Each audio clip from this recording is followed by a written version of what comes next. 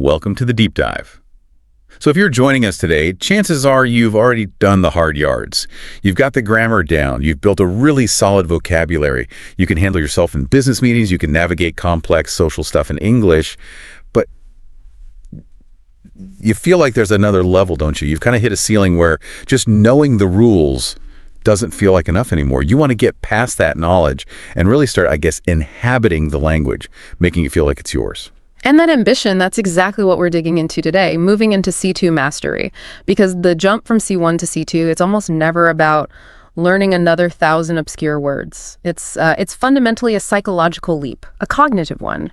So our mission for this deep dive is to offer a masterclass that's not about syntax. It's all about the psychology of advanced communication. It's really for that ambitious learner who wants to speak and sound and, actually think like an expert. Right. We're sort of deconstructing the mental architecture of an advanced speaker. How do they handle really deep nuance? Or how do they express emotions that have multiple layers without just defaulting to simple, black and white terms? And maybe the biggest question, how do they keep that depth and complexity in today's world of rapid fire communication? It's about bringing your whole personality into the language. Yeah, the distinction has to be crystal clear here. True fluency, especially at that C2 level, it's defined by clarity and a seamless flow and just this unwavering confidence. It's the ability to manage these tiny shifts in tone to get the unspoken subtext and to express abstract, really multifaceted ideas without that little pause, that visible moment where you're translating in your head. The language just becomes an automatic extension of how you think. It gives you this certainty no matter how complex the conversation gets. Okay, so we're going under the hood then. Beyond the textbook rules and into the mental frameworks that actually support that certainty. Let's unpack this. And I think we should start with the invisible work, the daily habits that actually rewire your brain for that kind of high-level communication. So let's start with an idea that sounds simple, but I think it's revolutionary for a lot of learners who are sort of trapped in that intermediate mindset. Mastery is built on consistency, not on intensity. I see so many C1 learners who feel guilty because they're not spending 5 hours straight on a Saturday with flashcards. They have this belief that fluency requires these massive, overwhelming study sessions. And that belief is a huge psychological barrier. It really is. They're thinking about language learning in completely the wrong framework, neurologically speaking. They look at a calendar and they see study time as this, a marathon, something grueling you do once in a while. But if you actually look at the research into skill acquisition, especially how the brain solidifies new pathways, the mechanism is totally different. The brain builds neural pathways through constant, repeated, low-stress engagement. So you're arguing completely against the cramming model. Absolutely. The research and honestly the experience of every successful multilingual person out there shows that micro habits and consistent exposure are just exponentially more effective. If you force feed your brain grammar for 4 intense hours, that information mostly goes into what's called declarative memory, which is just, knowledge about the language, rules, lists. But C2 mastery, that requires procedural memory. That's the automatic, unconscious ability to use the language correctly right now in real time. And procedural memory is built by frequent, small applications, not by these huge, infrequent information dumps. You just have to keep the engine ticking over every day. That's such a key distinction. Declarative knowledge, knowing the rule, versus procedural skill, which is using the rule without even thinking about it. So how often are we talking for these micro habits? Is it 10 minutes a day, or is it something more integrated? It has to be integrated. If 10 minutes is all you have, then make it 10 minutes of real engagement. But the real power, it comes from weaving the language into your ambient environment. Which brings us to this idea of passive absorption. Passive absorption almost sounds like a cheat code, doesn't it? But it's so effective for building that procedural memory. How would you define it for an advanced learner? Passive absorption is basically integrating English into the background of your daily life, but without demanding your intense, focused concentration. Now, we're not saying you should be studying vocab while you're, operating heavy machinery. We mean practical, easy things that integrate the rhythm, the intonation, and the structure of English when your mind or your hands are a little bit busy. Your conscious mind might be on something else, but your subconscious is just soaking up all those linguistic patterns. Okay, so give us some concrete examples that go beyond the usual, just watch a movie. What are some high-level ones? A fantastic one is listening to high-level content, maybe a technical documentary or a really complex news analysis podcast. And you listen to it while you're doing a routine task, your commute, doing the dishes, or like you said, brewing your morning coffee. You might only be consciously retaining, say, 60% of the facts, but your brain is intensely processing the prosody, how advanced speakers link their words, where they put the emphasis, how they structure these long, complex sentences. I think the internal monologue exercise is incredibly powerful for C2 learners. I use it myself. It's essential. It really is. Narrating your internal monologue in English while you're walking or driving is crucial. You're essentially turning your brain into this low-stakes, continuous practice space. There's no pressure, your grammar doesn't have to be perfect, but you're forcing continuous production and immediate retrieval. If you think, I need to turn left at the nice light, you just say it to yourself in English. If you're thinking, man, I really hope that meeting goes well, you practice structuring that hope in English. So what's the actual cognitive payoff here? Yeah. Because these actions, they feel so trivial. They don't feel like the hard work of studying. Oh, the payoff is profound. It's because these little actions, they bridge that gap between mentally translating and intuitively thinking. Every bit of passive exposure, every internal narration, it's one more small step toward cutting out that middleman in your native language. Yeah. You're bypassing the translation software in your head and going straight from a concept to the English expression. And that brings us right to the biggest roadblock for almost fluent speakers, eliminating that translation lag. Yeah. I mean, if C2 is your goal, the expectation is an automatic, immediate reaction, that translation lag. It's that crippling little moment where you hear a complex idea, you process it in your native language, you formulate your response, and then you translate that response back into English before you can even speak. It just kills the flow, the energy, and it eats up so much cognitive bandwidth. That mental gymnastics routine. It's exhausting just describing it. And it makes you sound hesitant. It destroys your confidence, even if the answer you eventually give is grammatically perfect. It creates a gap in the conversation, a void. When you're speaking English, you need to be running on the English operating system, period. Think about those chunks of language collocations, idioms, fixed expressions. They should feel immediate. If you have to pause to build a phrase like from time to time, or as far as I'm concerned, from scratch, you're lagging. They should just feel right, automatic. So the idea is to load these high-frequency, complex chunks directly into your procedural memory. Can you give us some higher-level C2 chunks that learners should really prioritize for automation? For sure. Look for phrases that encapsulate complex reservations or qualifications. Things like, it begs the question, or be that as it may, or I tend to lean toward the view that, yes. These are not easy to construct on the fly. But if you learn them as a single unit, they just deploy instantly, and the psychological payoff is huge because once those common structures are automated, you free up all this cognitive space. And that's the space you need to manage the real challenge of C2 communication, which is articulating highly abstract ideas and building sophisticated, nuanced arguments. That's the critical link right there. If half your brain is busy translating simple transition phrases, you have no room left to formulate the subtle counterargument you need in a complex negotiation. The passive absorption builds the pathway, and then eliminating the lag clears that cognitive highway for advanced thought. Okay, so that foundational work helps us think faster. Now let's see how that capability fits into the modern world. Because it's undeniable that technology has just drastically changed how we all interact. Right. We're living in this era of instant gratification, right? It's dominated by texts, by voice notes, and by the super efficient, but linguistically simple emoji. Yeah, technology has just dramatically sped up the pace of interaction. And that's led to this habit of brevity. Our default mode for digital communication, it prioritizes speed above everything else. If I can get my point across, surprise, disappointment, urgency with a couple of keystrokes and an emoji, the psychological friction of writing a perfectly structured, nuanced paragraph just skyrockets. Why spend the energy? And that efficiency is a massive practical benefit, especially in, say, a global business context. But it is absolutely a double-edged sword. We're connected instantly all over the world, but our conversations can feel thinner, lacking substance or emotional depth. We trade brevity for clarity, and we often sacrifice depth in that process. And this creates a really unique psychological challenge for the C2 learner. They've developed the intellectual capacity to articulate complexity, but they're operating in an environment that is constantly pushing them toward oversimplification. The core responsibility of a C2 speaker is to actively resist that gravitational pull. Okay, but let me challenge that a little. In a fast-paced environment, isn't there a risk of sounding verbose? How does an advanced learner maintain that sophistication and depth without becoming the person who takes 5 minutes to answer a 10-second question? That's an excellent point. It's not about always speaking formally or at length. It's about having the capability to expand, to justify, and to articulate a complex position when the situation actually demands it. The difference is intentionality. A B2 speaker might default to simplicity because they just don't have the tools for more structure. A C2 speaker chooses simplicity when it's appropriate, but they can default to depth when they're analyzing or persuading.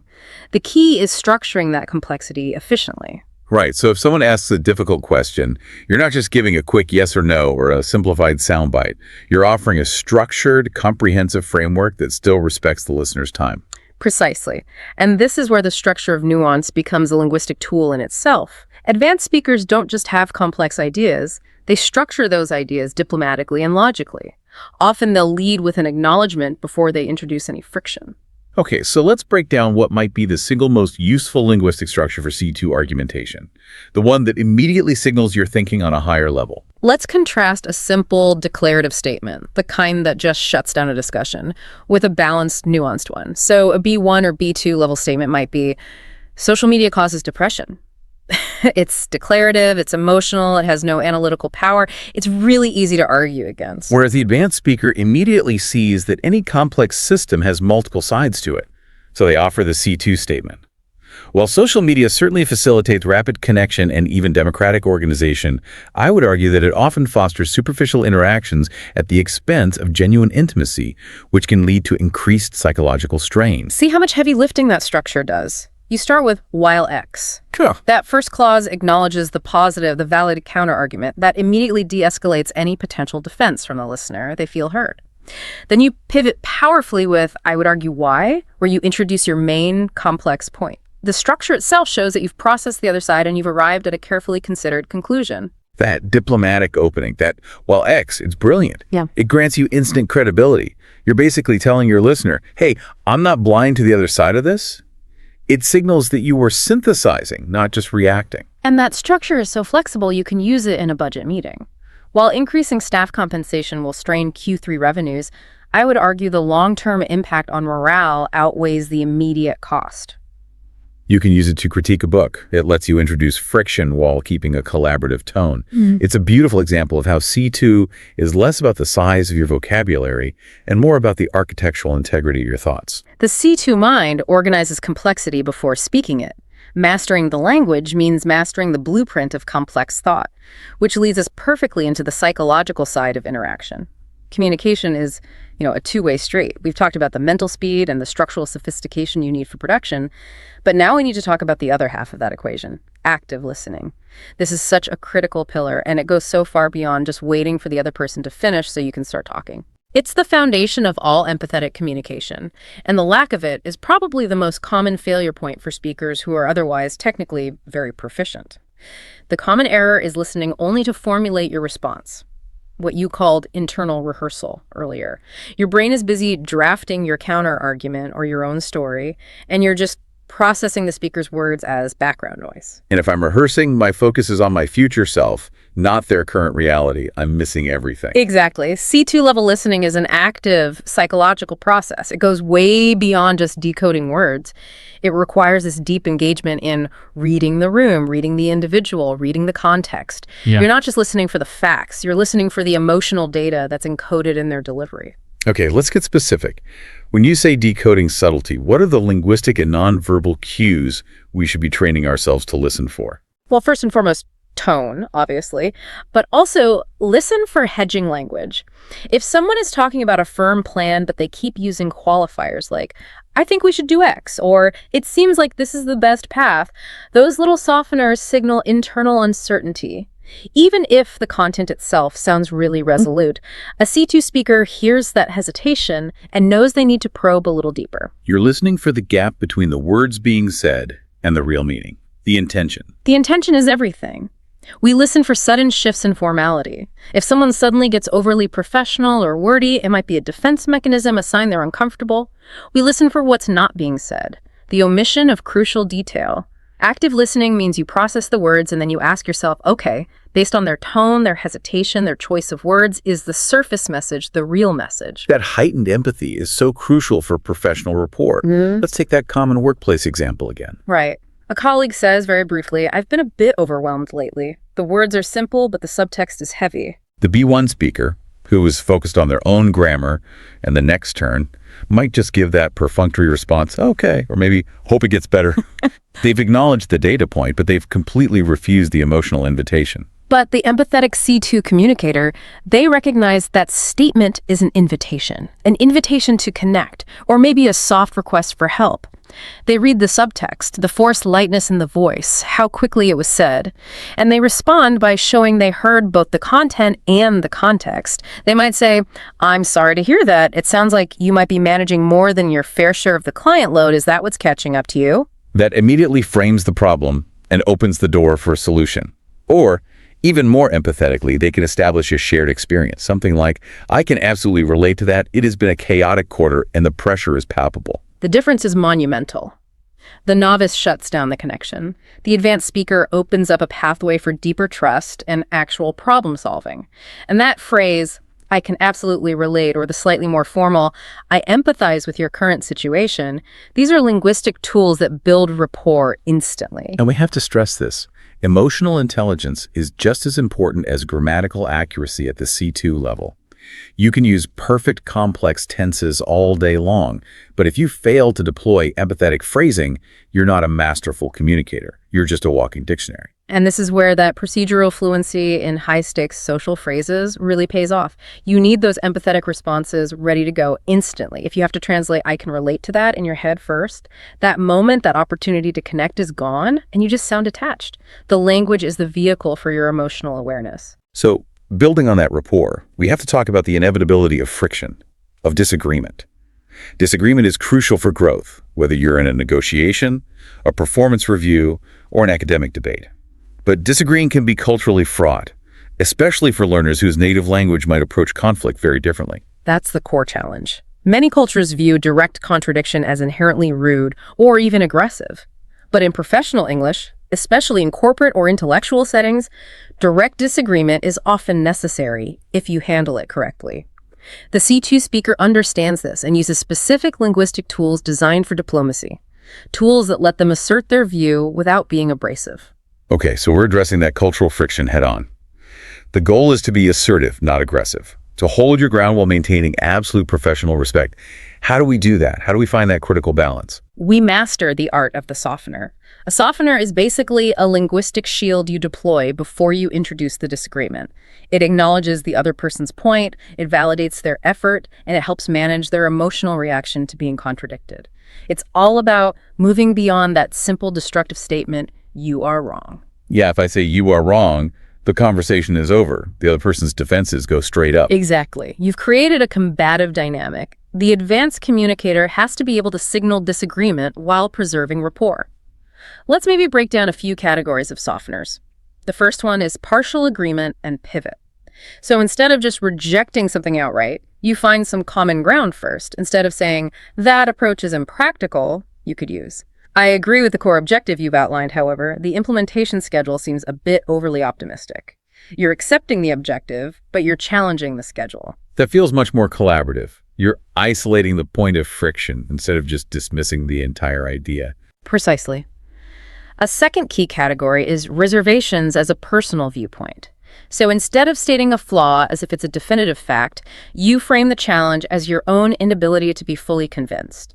Instead of "your data is flawed," you say, "That's a very compelling argument and it's backed by significant data, but I'm still not entirely convinced that it accounts for X variable." That's powerful. It shifts the focus from the argument's failure to your degree of belief. It feels much less confrontational. And then, for those really high-stakes professional environments, we need to master explicit respect softeners.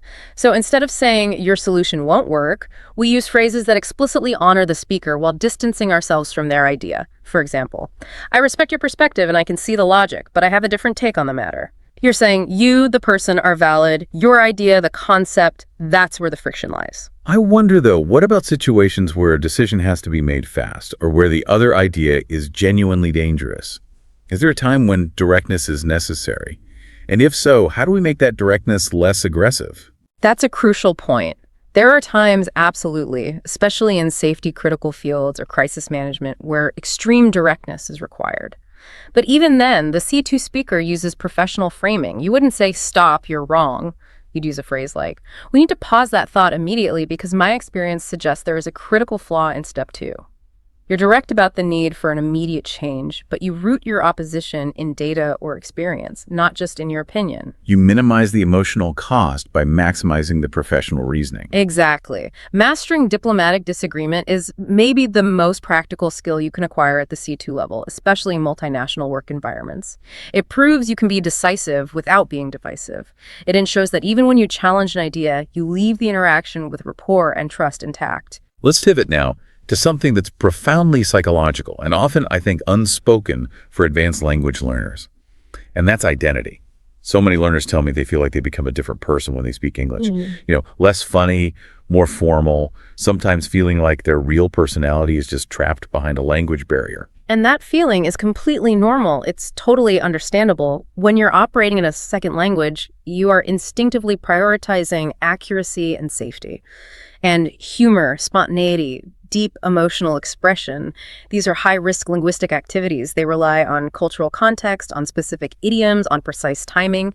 So the B-level learner, they avoid those risks, and they naturally retreat to safer, more formal expressions. They trade their authenticity for grammatical correctness. And that trade-off, that's the huge psychological barrier to true C2 fluency. You can't reach mastery if you're suppressing your core self. That is the C2 task, to shatter that linguistic filter. The goal is what you could call identity merger. It's allowing yourself to express your genuine humor, your deep insights, your frustrations, and your core values just as authentically as you do in your native language. Your English voice has to become your true voice, capable of conveying the entire spectrum of your inner life. And authenticity, as we've said, that requires vulnerability. It requires the willingness to talk about the messy parts of life. Failure, growth, uncertainty, complex emotional states that aren't just one thing or the other. Vulnerability is the linguistic bridge to intimacy and deep connection. If you only use surface-level vocabulary, you only get surface-level connections. C2 mastery means having the vocabulary to describe the intricate landscape of your inner world with, surgical precision. Let's focus on that vocabulary of complexity. It's easy to say, "I'm happy" or "I'm sad." What are some specific phrases or collocations or structures that convey those sophisticated, blended emotional states? We have to move beyond those simple binaries. We need linguistic specificity. If you're feeling inadequate in a new role, instead of just saying you're scared, you can use a phrase like, "I'm feeling a bit out of my depth." That conveys a specific vulnerability that's related to capacity.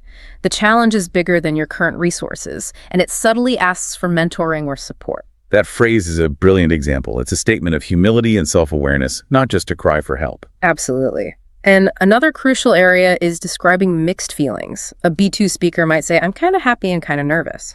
The C2 speaker has the ability to synthesize those opposing states into a single, precise collocation. The classic example is, "I'm cautiously optimistic about the future." I often think of cautiously optimistic as a kind of emotional shorthand. Why does that specific structure show such advanced control? Because it recognizes and articulates the inherent tension. It captures a state that is neither just happy nor purely nervous. It shows that the speaker is engaged in a higher level of analysis. They're acknowledging the positive trajectory, optimistic, while at the same time recognizing the risk and uncertainty involved, cautiously. And we should look for other complex blends. For example, instead of saying, "I have mixed feelings," try, "I'm deeply ambivalent about the decision." Ambivalence is a far more precise description of holding two strong, opposing feelings at the same time. Or, when you're facing a tough choice, instead of "I don't know what to do," you could use "I feel morally conflicted about the necessary steps." That vocabulary upgrade shifts you from being emotionally opaque to being emotionally articulate. You're not just translating emotions, you're analyzing and labeling them with scientific precision. But speaking of vulnerability, how does a C2 learner practice this without falling into the trap of, oversharing in a professional setting? The key is intentionality and context. Vulnerability isn't oversharing. It's about sharing relevant internal data to build trust. In a team setting, saying, "I'm feeling slightly out of my depth on this new software, but I've already committed 2 hours to the tutorial," that's not oversharing. It's demonstrating proactive growth and managing expectations transparently. It uses the language of complexity vulnerability combined with action to show responsibility. The ability to use these precise emotional states is a massive indicator of C2 control. The greater the vocabulary of your inner world, the richer your connection to the outer world becomes. Okay, so we've established that C2 communication needs depth, nuance, and authenticity. The final piece of the puzzle is organization. How do you structure all that complexity so the listener can actually follow along? This is the art of weaving a compelling narrative. Right. Advanced communication means you are fundamentally structuring a story, not just reporting facts or relaying a chronological timeline. You are intentionally building a narrative arc that has an emotional impact. You are guiding your listener through your experience or your argument. So if a B1 speaker is narrating a bad business decision, they might just say, first we launched the product, then the market reacted poorly, then we lost money. The listener is just passively getting data points. Exactly. But the C2 speaker, they invite the listener into the experience. The facts are framed by reflection, by insight, by emotional context. The listener needs specific transitions so they can follow not just the timeline of events, but the intellectual and emotional journey you went on. So we need those high-level signposts that indicate reflection or emotional significance. What are the narrative transitions that can elevate a standard anecdote into a compelling story? Well, think about retrospective phrases that signal a shift from action to reflection. Instead of just jumping to the next event, use a phrase like, looking back now, I realized. Or, in hindsight, the critical flaw was. That signals that the information coming next isn't just a fact. It's an insight that you gained from, probably, a painful experience. It adds weight and wisdom and narrative authority. Or, you can think about the turning point. When you're discussing a really significant event, you need to flag its importance immediately so the listener knows to pay attention. You could say, it was a decisive moment for the project, or that conversation proved to be a turning point from my perspective. You're engaging in structural communication. You're telling the listener, this moment right here, this fundamentally changed the course of the story. And that structure, it puts the facts into a context of personal meaning, which is what makes the information stick. The listener retains the lesson, not just the details. And this emphasis on the journey, it leads us to reflect on the reality of the learning process itself. For listeners who are working towards C2, you are in the deep end of your journey. And it's so critical to remember that mastery is rarely a straight line. It's notoriously nonlinear, and that's a huge psychological hurdle. Learners have to understand the volatility that comes with advanced acquisition. You will hit plateaus where you feel like you're making zero improvement, even with consistent effort.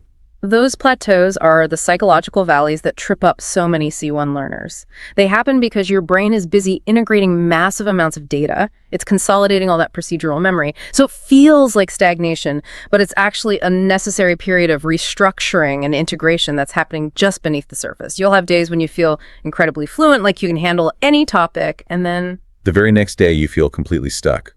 Simple phrases sound awkward, and that old translation lag just reappears like a bad ghost. And that volatility is not a failure. It's proof that your brain is actively rearranging its linguistic infrastructure. You have to understand that this feeling of regression is a natural part of the integration process. So the final necessary concept for C2 mastery is resilience. How do we keep showing up on those frustrating days when we feel like we've gone backward? The rallying cry has to be the mantra of the advanced learner. Trust the process. The work you're doing, the passive absorption, the micro habits, the conscious effort to use nuanced structures, it is all accumulating, even if you don't feel the immediate payoff today. You have to trust that the cognitive restructuring is happening, and that plateau will eventually give way to a sudden, significant jump in your fluency. Focus on the quality of your output, not just the speed of your delivery. So as we wrap up this deep dive, we kind of come back to the overarching definition. C2 mastery is clearly not about avoiding mistakes or achieving grammatical perfection, is it? No, not at all. C2 mastery is fundamentally about connection and integrity. It's about possessing the vocabulary, the structures, and the psychological readiness to describe your intricate inner world, your reflections, your vulnerabilities, your nuanced opinions to the outer world, and to do it effectively, authentically, and confidently. You're not just speaking English, you are leveraging it to express your complete self. That's a powerful distinction. You're not just fluent, you are articulate, empathetic, and authentic. And that is the true measure of a master communicator. So this deep dive, it's really explored the key psychological shifts you need to make to go beyond fluency and achieve true mastery. We've covered moving from active translation to passive intuition through those consistent micro-habits and embracing that neurological need for procedural memory. We emphasize needing to deploy complex structures like the while X, I would argue Y, framework to choose complexity over digital brevity. And critically, we highlighted the need to prioritize empathy, active listening, and those linguistic softeners in every single human interaction. And to reiterate that encouragement, you, the listener, you're doing the difficult high-level work just by intentionally seeking out these advanced psychological and structural tools. So keep challenging yourself to move beyond binary statements and push into those complex, opinion-driven, emotionally nuanced topics. Just remember that fluency is the necessary foundation, but mastery is the byproduct of a consistent effort to connect authentically. C2 mastery is a holistic endeavor. It's the marriage of linguistic precision and genuine emotional intelligence, making sure you are effective, persuasive, and authentic, not just correct. And we want to leave you with a final provocative thought that demands immediate action. Today, identify one specific area in your current communication.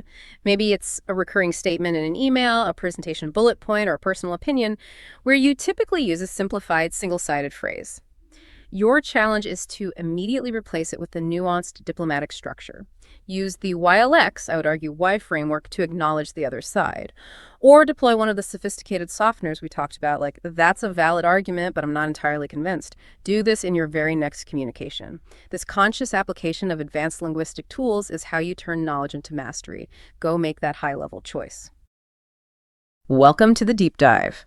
For those of you who are really targeting true communication mastery, that absolute top-tier C2 fluency, we're going to move past the foundational work today.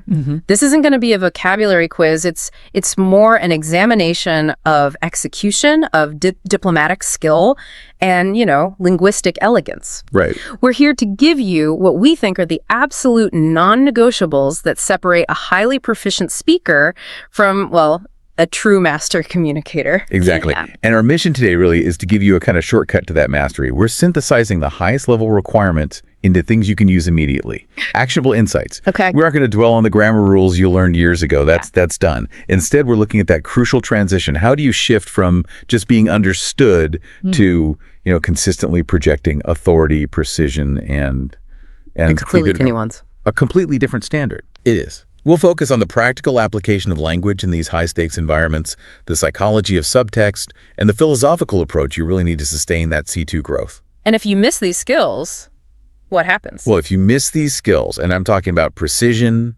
environment-based adaptation, and subtext awareness, you just remain, merely proficient. It doesn't matter how big your vocabulary list is. I appreciate that focus on execution. It really is a whole different ballgame. So let's start with something that it seems external, but it dictates everything about your language style. That's topic 7, the profound influence of your environment and the constant psychological weight of cognitive load. Yes. This concept, environmental influence on linguistic style, it's so often overlooked, especially by learners who are maybe studying in isolation, Right, like in a classroom somewhere, totally removed from the real world. Exactly. Your language style doesn't exist in a vacuum. It can't. It's a direct reflection of your immediate physical and cultural surroundings. Yes. A C2 speaker doesn't just adapt to that. They preemptively calibrate their communication based on the environment they're walking into. It sounds like it requires an almost chameleon-like ability, to shift your register, your speed. It does. We should ask you, the listener, to really consider this. Think about where you do your most critical communication. Is it on a bustling trading floor or in a quiet academic library?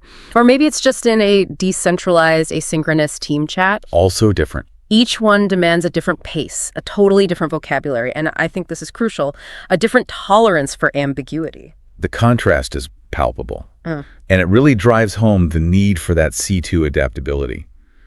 Take the high-paced urban centers, think New York, London, or maybe the business districts in Tokyo. Okay, high pressure. Very high pressure. These environments prioritize efficiency above almost everything else. Time equals money, right? Yeah.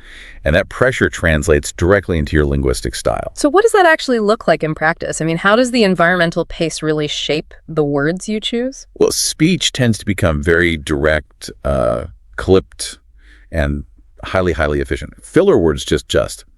they vanish. No time for ums and... No time.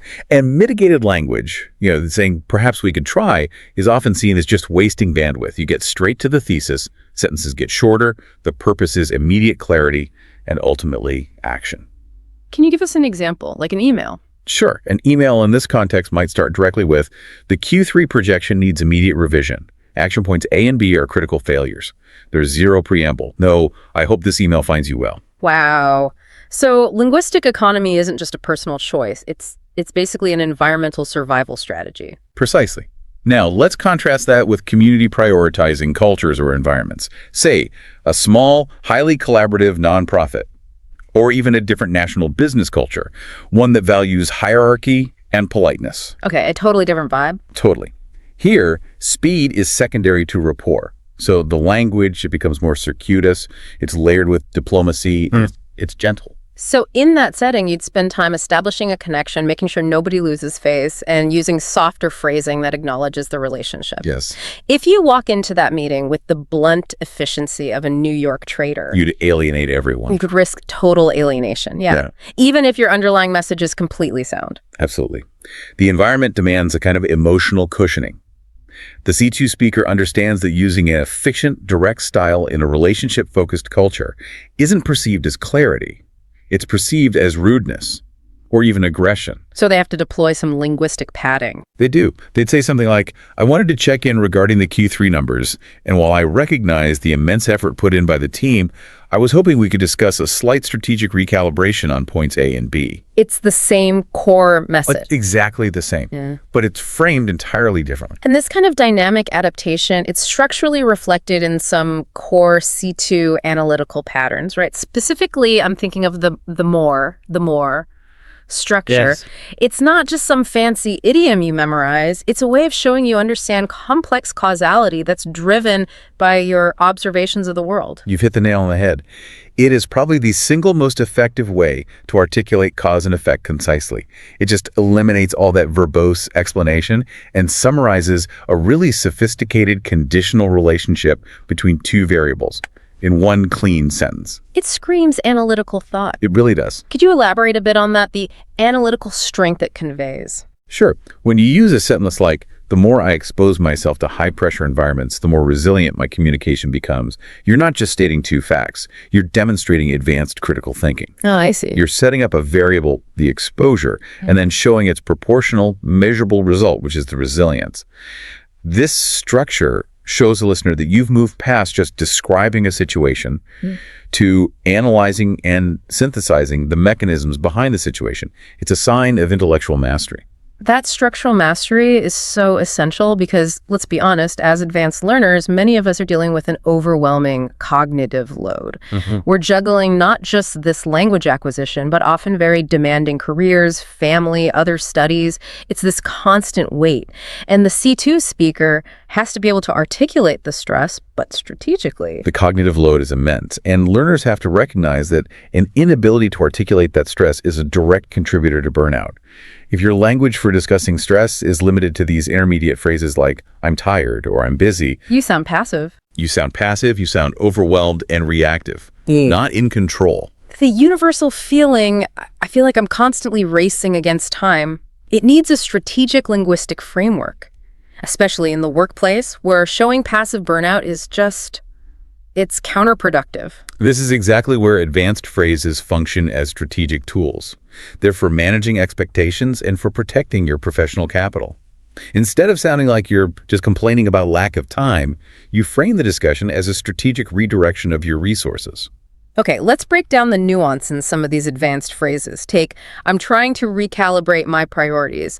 Why is that fundamentally so much better than just saying, I have too much work? Well, I have too much work is a statement of chaos, isn't it? It implies you've lost control of your environment. Right, it's a complaint. It is.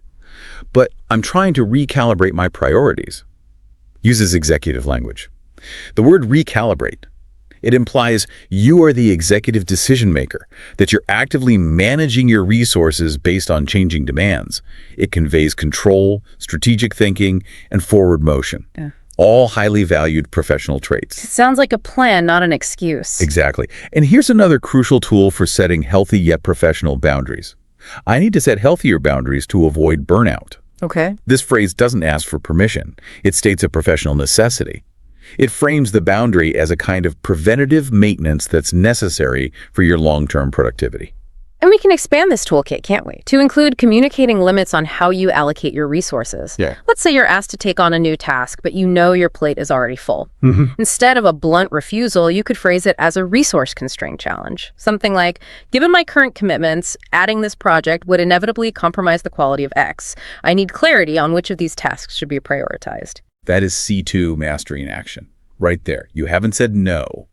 You've actually framed the decision as a critical choice for your supervisor, forcing them to own the prioritization decision while you maintain your professionalism and, your commitment to quality control. It's a total reframe. It is. The articulation of cognitive stress, when you do it with this level of precision, it becomes a demonstration of self-awareness and foresight. It upgrades your entire professional image. This demand for efficiency in those high-stakes environments, it leads us perfectly into topic 8, the power of precision. If the goal is efficiency, we have to eliminate linguistic waste. We do. And that starts with, the intermediate speaker's biggest crutch, that reliance on empty intensifier. Oh, absolutely. The overuse of the word very is. It's the universal marker of the intermediate plateau. Very big, very important, very sad.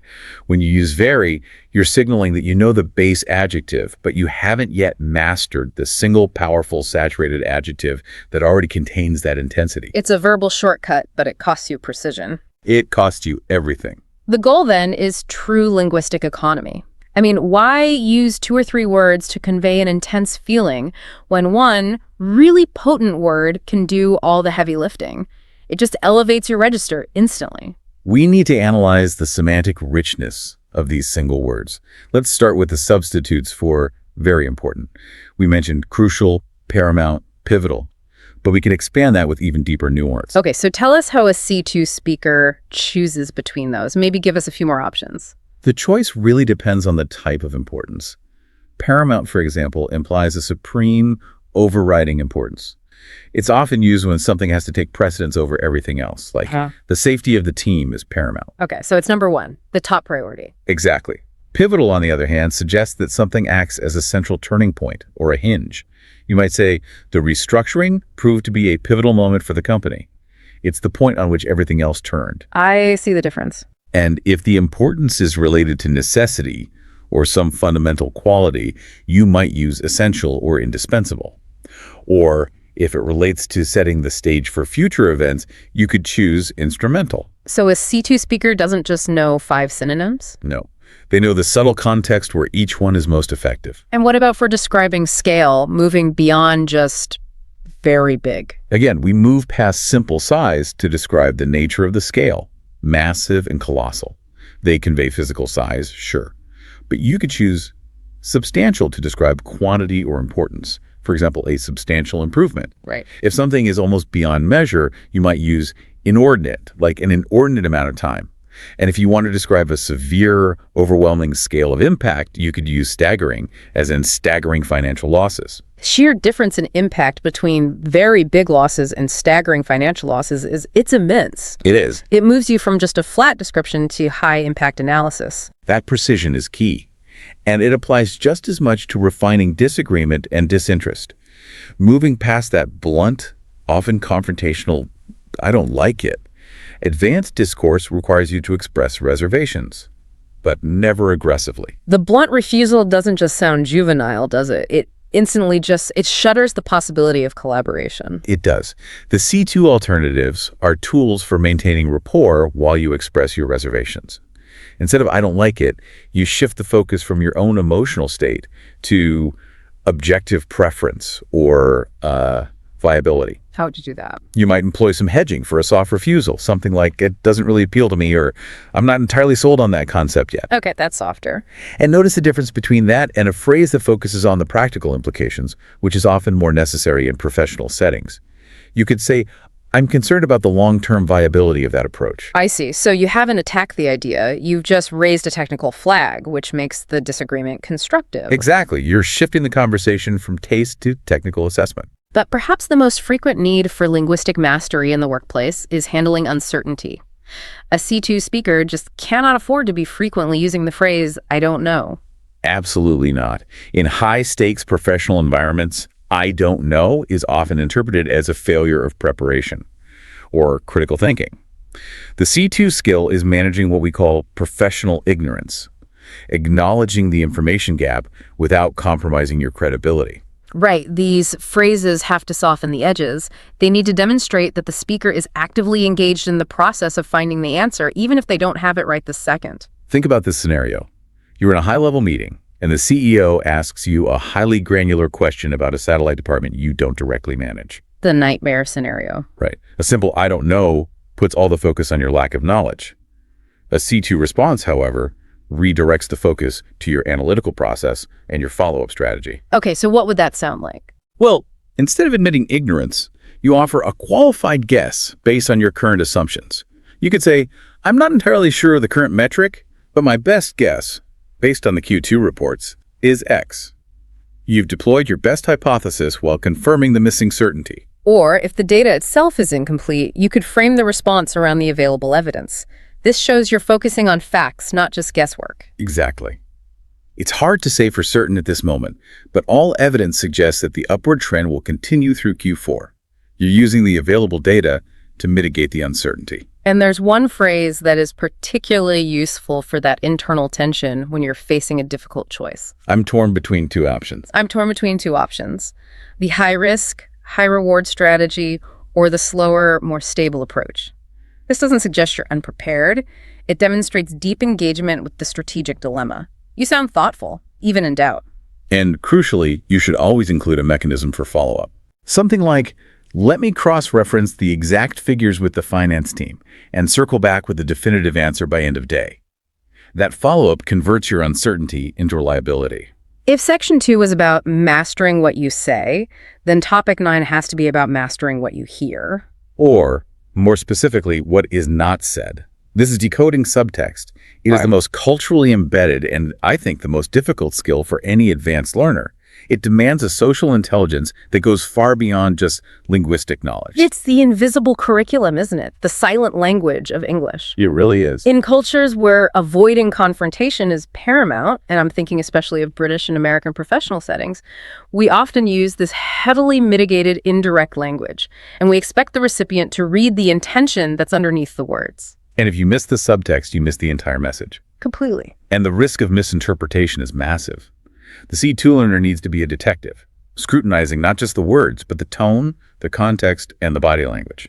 Let's drill into the infamous examples provided in our material because they are so crucial for professional survival.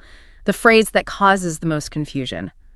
That's an interesting idea. Ah, yes, a classic. What is the intermediate learner hearing, and what should the C2 listener actually understand?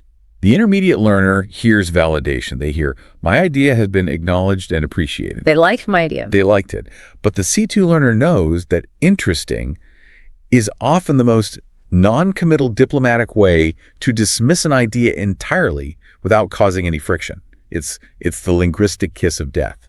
So how do you confirm that? How do you confirm you're hearing that subtextual warning? You look for the accompanying cues. Was the tone flat?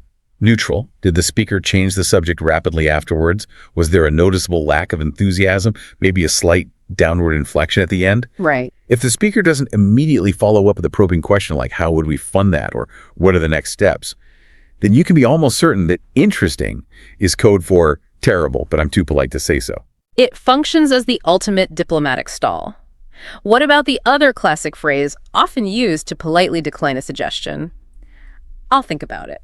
In almost all professional contexts, "I'll think about it" translates directly into polite but very firm no. It's just an avenue to close the conversation without having to deliver a negative judgment. So don't get your hopes up. The advanced learner has to internalize this not as ambiguity, but as cultural certainty.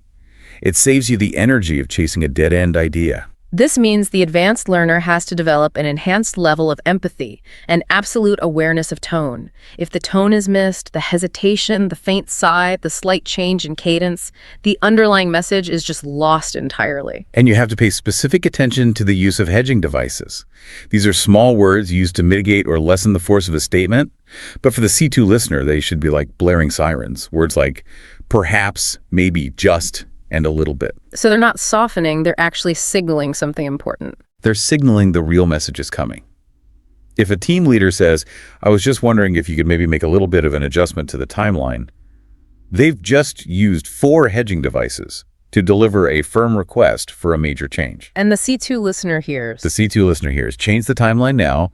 The intermediate listener hears, oh, it's just a tiny optional suggestion. And that is the difference between succeeding in the meeting and failing to deliver the necessary changes afterward. Absolutely. The ability to interpret silence is also critical. Sometimes, the lack of immediate validation or that long pause after a critical question, that tells you far more about the true reception of your idea than any of the verbal padding that follows. We have to be constantly aware of the praise sandwich technique, burying harsh feedback between 2 layers of compliments. You did a great job on the introduction. The conclusion was fantastic, but the entire middle section needs to be rewritten. Exactly. The C2 speaker knows how to quickly dismantle the bread and focus on the meat, the criticism, without getting distracted by the praise. Okay, now let's discuss the linguistic tool for that moment, when you need to apply the brakes diplomatically without causing a conversational accident. You need to temper expectations or correct a trajectory without outright rejection. This is the skill of sophisticated moderation. And the key phrase is, I wouldn't go that far, but I see your point. Let's just dissect why this works so brilliantly. Okay, so the first part is the validation. Exactly. I see your point validates the intellectual foundation of their argument. It maintains rapport and it signals respect. You're not dismissing them. Right. Then comes the crucial deceleration. I wouldn't go that far. This applies a professional caution. It reduces the scope or the intensity of their suggestion without negating the entire premise. It's so much better than a simple, no, you're wrong. So much better. And depending on the formality, you can employ variations. For highly formal writing, you might use something like, while I appreciate the perspective and the intent behind this approach, further scrutiny of the financial implications is warranted before we proceed with full implementation. It's the same deceleration, just in a C2 formal register. Exactly. The mastery of subtext transforms the C2 learner from someone who simply speaks the language to someone who understands the culture and the power dynamics that govern its use. Transitioning from that cultural subtext to explicit structure, let's turn to topic 10, the workplace toolkit. Professional English is not just about having the right jargon, is it? It's about presenting your ideas with structured, logical persuasion. Yes. Rambling, even when it's linguistically accurate, just signals a lack of strategic rigor. Structured persuasion is the core expectation at the advanced level. Your peers and your superiors, they expect a clear narrative arc that guides them effortlessly from premise to conclusion. The goal is to maximize the listener's cognitive ease so they can focus entirely on the content of your argument, not the flow of your delivery. This is where the glue comes in signposting. These verbal breadcrumbs are like the structural engineers of high-level discourse, and we need to move beyond simple sequencing. Absolutely. We have to define different categories of signposting. The most critical are probably sequencing, contrasting, concluding, and referencing. Okay, walk us through them. For sequencing, we use phrases like, first of all, in the first instance, to begin with. For adding additive or supporting points, we use on top of that. Furthermore, moreover, adding to that point. And for contrasting, that feels really important for showing balanced thinking. It is essential for balanced analysis. For contrasting or introducing counter-arguments, you'd use. In contrast, conversely, having said that, however, these signal a clear shift in focus or perspective.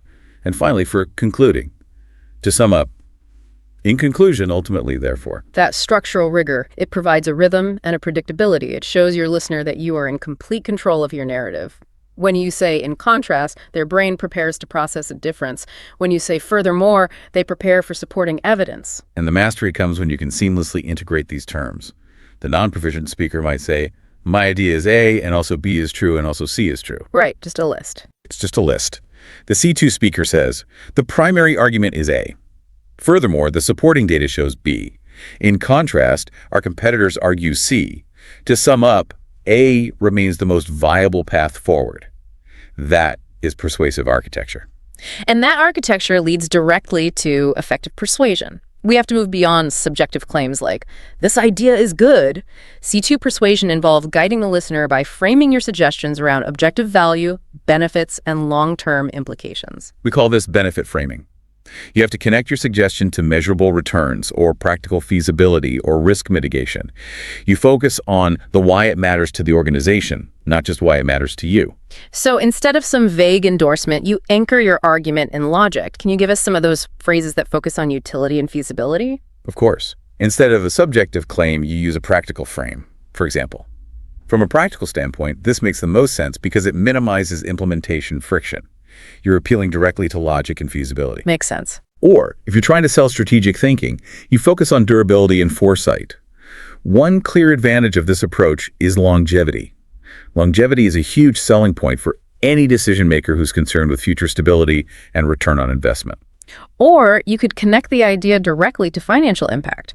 This solution is positioned to maximize return on investment within the next 3 fiscal quarters.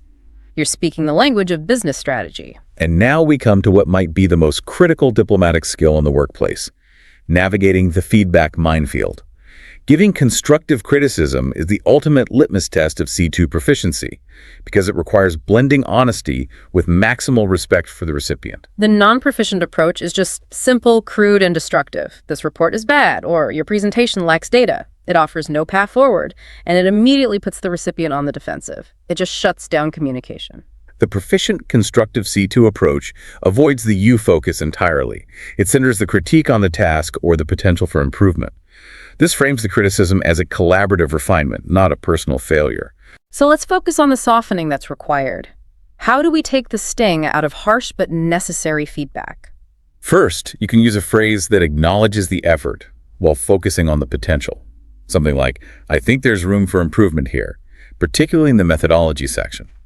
This shifts the focus from failure to future potential. Okay. Secondly, you can guide them without dictating the answer. Have you considered approaching this from a different angle, perhaps focusing on the demographic shift we discussed last week? This is collaborative. It treats the recipient as an intelligent peer who simply needs a strategic prompt. It's not just about delivering feedback, is it? It's about fostering a culture where feedback is received productively. And we also need to prepare the C2 learner for receiving feedback gracefully, especially when it's difficult to hear. Oh, that's a great point. A C2 response to criticism must demonstrate critical listening and a willingness to adapt. You can never become defensive. So what would you say? You use phrases to confirm your understanding and your readiness to execute. Yeah. Thank you for that observation. To ensure I'm on the right track, are you suggesting we prioritize the Q4 data over the Q3 analysis? Or simply, that's a fair assessment. I will revise the opening section immediately. The summary here feels non-negotiable. The ability to execute this level of nuance giving and receiving feedback that is constructive, not destructive, that is the hallmark of proficiency. It's the difference between being a good employee and becoming a strategic leader who builds high-functioning teams. We've covered all these practical tools, but now we have to address topic 11, the foundational philosophy that's required to sustain C2 fluency. This isn't just skill acquisition, is it? It's a profound transformation. We are really talking about becoming. This is often the most challenging aspect for high-achieving learners. Learning C2 English fundamentally alters your professional identity. You are literally building a new, more sophisticated, linguistically capable version of yourself. And this new identity, it comes with elevated expectations. Navigating that pressure requires immense psychological resilience. And because the C2 level involves moving into this highly nuanced and culturally subtle territory, mistakes and perceived regressions they're inevitable. That linguistic plateau, that feeling of stagnation, it's very real. We need to acknowledge that self-compassion is absolutely required to overcome it. The most destructive habit for an advanced learner is the expectation of flawless performance. You've come so far that any error feels catastrophic, and that can lead to a fear of speaking.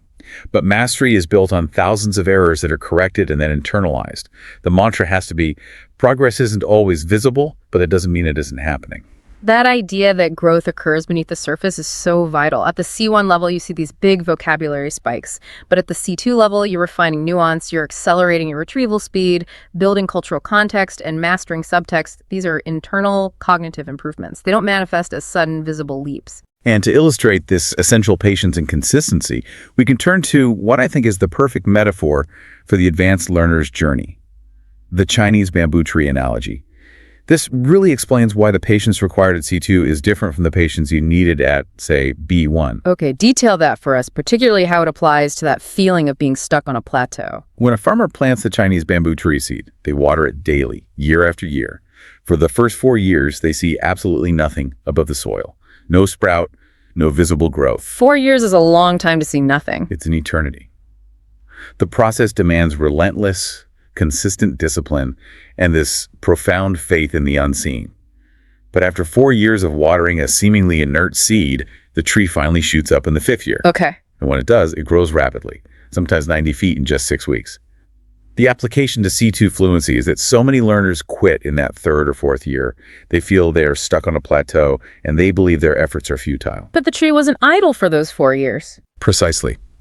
It was building an immense, intricate, and deeply resilient root system that was necessary to sustain that eventual, explosive 90-foot growth. I love that analogy. Your journey to C2 fluency requires that same level of consistency, discipline, and profound patience during your invisible root building phase. The unseen work, that continuous exposure to complex subtext, the demanding mental effort of deploying precise diplomatic language under pressure, that's your root system. It is. And when the breakthrough finally comes, the day you realize you navigated a highly complex meeting with seamless diplomatic precision, it will feel like an overnight success. But it was only possible because of all that subterranean work you did.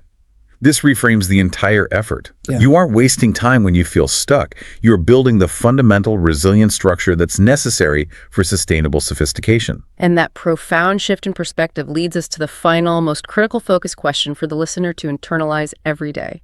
A way to move away from destructive self-criticism. Stop asking the demoralizing comparative question, why aren't I perfect? Or why am I not as fluent as my native speaking colleague? That just sets an impossible standard, and it focuses on external validation. Instead, you have to focus on relative, internal progress. The only comparison that matters is your own trajectory against your own past self. Right. The C2 learner's daily progress check must be this. Am I better than I was yesterday? Did I manage to use crucial instead of very important once today? Did I catch the subtext in a tricky email? Did I articulate my stress with professionalism? If the answer is yes, or even maybe because I tried, then you are winning the long game. This question emphasizes effort, consistency, and the psychological resilience that truly defines C2 mastery, far more than any single test score. This has been a true deep dive into the architecture of advanced fluency. We've covered such vast ground, from the influence of high-paced urban centers on linguistic efficiency and the strategic use of C2 structures, All the way to mastering the diplomatic minefield of subtext. and integrating the philosophical resilience required for the long game. It's a lot. It is. And remember, we hope this session provides you not just with new phrases, but with a new operational mindset. C2 isn't simply a destination. It's a fully integrated, strategic way of thinking, interacting, and executing communication with nuance and authority. Keep practicing those sophisticated phrases for precision. Keep refining your skill and softening uncertainty, and constantly train your ear and your mind to detect the cultural cues of subtext. Trust the process, particularly when the progress feels agonizingly slow and you feel, rooted to the spot. And here is the final provocative thought, building directly on the strength of that Chinese bamboo tree analogy. The ultimate, most critical metric for advanced fluency isn't the size of your current vocabulary. It is the resilience and the unseen root system you built during those years when you couldn't see the results. So consider this. Which hidden skill mastering subtext, achieving linguistic precision, or building psychological resilience against stagnation, which one will yield the biggest, most necessary overnight payoff for you when you least expect it? Invest in that hidden root system today. Thank you for joining us on the Deep Dive. We'll catch you next time.